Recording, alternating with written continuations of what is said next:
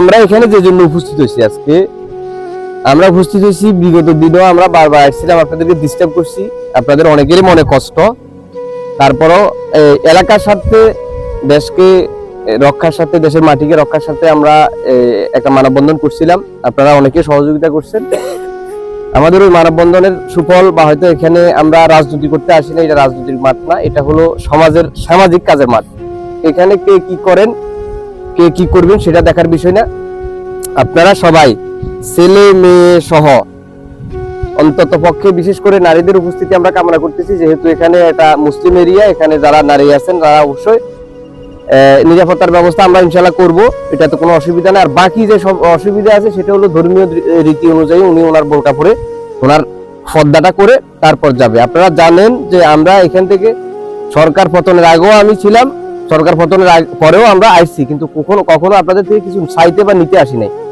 যদি পারি দিতে আসছি, আর এখনো সামনের দিকে যদি পারি দিয়ে যাব। আর আপনারা রাজনীতি সরকার পতনের আগে গোলামির রাজনীতি করছেন, এখনো যদি করতে চান করেন, অসুবিধা নেই। প্রয়োজনে আমরা রাজনীতি তখনও গোলামের বিরোধিতায় রাজনীতি করছি, ভবিষ্যতে যদি এ ধরনের সিচুয়েশন থাকে তাহলে আমরা গোলামিকে পছন্দ করি না। গোলামের বাহিরে যায় যদি রাজনীতি করতে হয় করবো, আর না হয় রাজনীতি ছেড়ে নিজেরা নিজেদের কাজকর্মে লিপ্ত থাকবো। তবে সবার প্রতি আমার একটাই অনুরোধ, এই সর্বগুলোটাকে বাঁচান।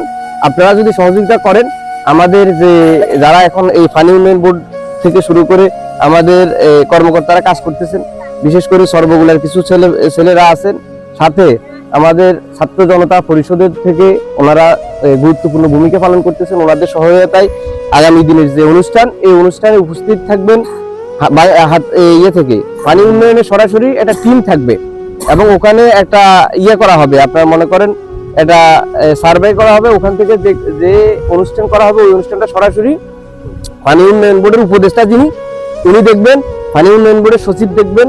এবং আশা করি আপনারা যদি একটু ভালো উপস্থিতি দেখাতে পারেন, আমি আপনাদেরকে শুধু এটুকু আশ্বস্ত করতে চাই, অল্প কিছুদিনের ভিতরে আপনারা এই কাজটা দেখতে পারবেন। বিশেষ করে এই জায়গাটা যদি এই বর্ষা, আপনারা এই বর্ষার আগে যদি আমরা এখানে কিছু না ফালাইতে পারি, এই যে এখন এখানে দোকান বা এখানে যে মজমা আছে, এটা থাকবে না। আমি যখন খুব ফিরছি ছিলাম, এখানে যখন আসছি, তখন এখান থেকে অনেক দূরে ছিল এটার নদী, কিন্তু আজকে এখানে দাঁড়ায় কথা বলতে হচ্ছে, তখন ওখানে দাঁড়াইতাম। আপনারা যদি চান, মনে প্রাণে চান, যদি আপনাদের জায়গাটা থাকলে আপনাদের লাভ হবে। আমার এখানে এই যে ওই বেড়া গায়ে, এই বেড়ার বাপের মনে যেন সারিয়াসখানে জমি আছে সর্বগুলাতে, কিন্তু যদি বাংলার রোদে যে হাঁস পোয়া আরা দিত না। কিন্তু ঘটনাটা হলো, এখন যদি ইয়েটা হয়ে যায়, ওনার ওই জমিটা বেঁচে যাবে। এরকম অনেক অসহায় পরিবার আছে, যাতে অন্তত ওদের এখানে 10 কড়া জায়গা আছে, এই জায়গা ছাড়া কোথাও জায়গা নেই। আমরা ওদের জন্য শুধুমাত্র এখানে যারা বেড়ির পাশে আছে, প্লাস হয়তো যাদের 5 কোয়া আছে, 10 কোয়া আছে, 2 কোয়া আছে, বাবার দিনটা বাড়ি, ওখানে ভিতরে ঘর একটা দিয়ে বসে রয়েছে, ওদের যদি ভেঙে যায়, আপনার যাদের আছে তারা তো যেতে পারবে, ওরা কোথায় যাবে? আমরা সবাই সবার জন্য কাজ করতে চাই, এলাকাটাকে যাতে অন্তত রক্ষা করা যায়। আপনারা আমাদেরকে সবাই একদম, এই যে বিশেষ করে মাদ্রাসার ছাত্র যারা আছে, এই এলাকায় মাদ্রাসার ছাত্র আছে না, কালকে শুক্রবার এই এলাকায় স্কুলের ছাত্র আছে না, আমরা বলে উচ্চ বিদ্যালয় বলে আসছি, আপনারা আশেপাশে যারা আছেন তাদেরকে বলবেন, একদম স্বতঃস্ফূর্ত ভাবে কোনো ধরনের হিংসা, গ্লানি, এবং মনে করেন যে আপনার পার্শ্ববর্তী শত্রু এরও প্রয়োজনে ডাকি নিয়ে যাবেন। বিশেষ করে মা, চাচি, খালা, বোন, দাদি যারা আছে, সবাইকে নিয়ে আমরা যাতে অন্তত কালকে চর্বগুলার এই অনুষ্ঠানটা, এই গণজমায়েতটা, গণসংযোগ এর মাধ্যমে গণজমায়েতটা জনসমুদ্রে পরিণত করতে পারি। যদি এটা পারি, ইনশাল্লাহ আমরা আশা করি অল্প কিছুদিনের ভিতরে আমরা আপনাদেরকে এই মাঠে, এই বগুড়াতে ভালো একটা কাজ দিতে পারবো।